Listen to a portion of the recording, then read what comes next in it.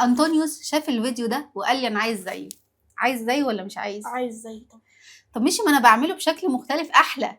لا انا عاوز زيه. فانا قلت هجربها معاكم، خصوصا ان احنا خلاص باك تو سكول بقى وعندنا مدرسه، فهتنفعهم كمان في اللانش بوكس الصبح. فيلا بقى نجرب الوصفه مع بعض واقول لكم رايي فيها. اول حاجه في المكونات معانا ربع كوبايه زبادي، ربع كوبايه زيت، بيضه كامله مع بياض بيضه، يعني بيضتين بس شلت منهم صفاره هندهن بيها المافن في الاخر، كوبايه فلفل احمر متقطعه صغنطط، كوبايه جزر، يعني حبه شبت حلوين كده، كوبايه جبنه موتزاريلا او جبنه شيدر، اي نوع جبنه انتوا بتحبوها، معلقه صغيره بيكنج باودر، نص معلقه صغيره كركم، معلقه صغيره ملح ورشه فلفل اسود، ورشه فلفل اسود عشان خاطر البيض. وبعد كده هدي تقليبه لكل الحاجات دي مع بعض. وعلى فكره تقدروا تحطوا اي نوع بهارات او توابل، هي حاطه البهارات دي فانا هستكفى بيها، لكن انتوا تقدروا تحطوا اي نوع بهارات انتوا بتحبوها. بصوا اديها بس تقليبه كده، ندخل كل حاجه في بعض. تفتكروا هتطلع حلوه؟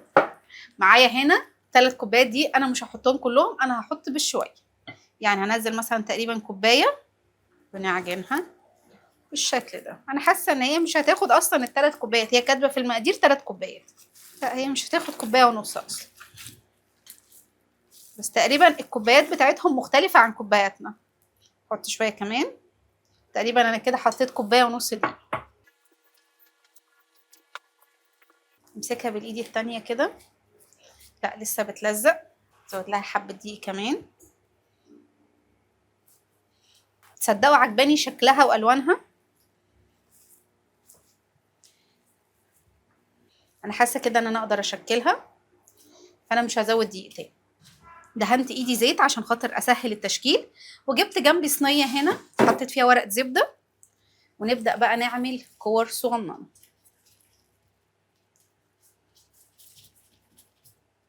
بالشكل ده.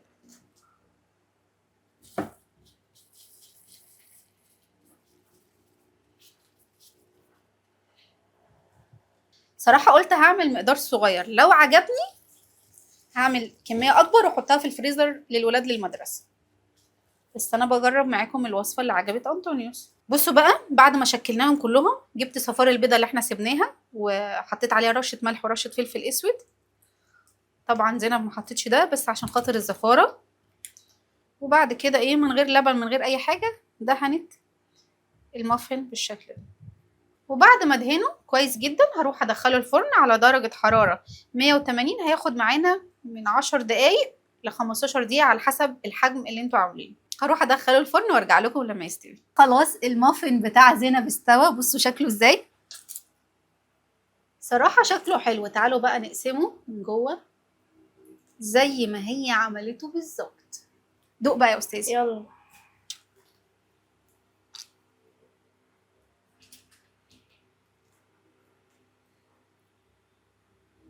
نجيب كاتشب يعمل من جوه، نجيب كاتشب. احط لك كاتشب كده يا توته ودوق. اتفضل. يعني معنى كده ان انا ممكن احط لهم كاتشب معاهم في المدرسه، مفيش مشكله. كاتشب بيتي طعمه حلو بالكاتشب صح؟ طعمه خطير. ميرسي يا زينب على الوصفه الحلوه لذيذه، ممكن اعملها تاني للولاد، بس لازم نحط جنبها صوص توميه بقى، صوص كاتشب، صوص، عايزه صوص جنبها تبقى خطيره ومغذيه جدا للولاد. ما تنسوش تعملوا فولو للصفحه. باي باي.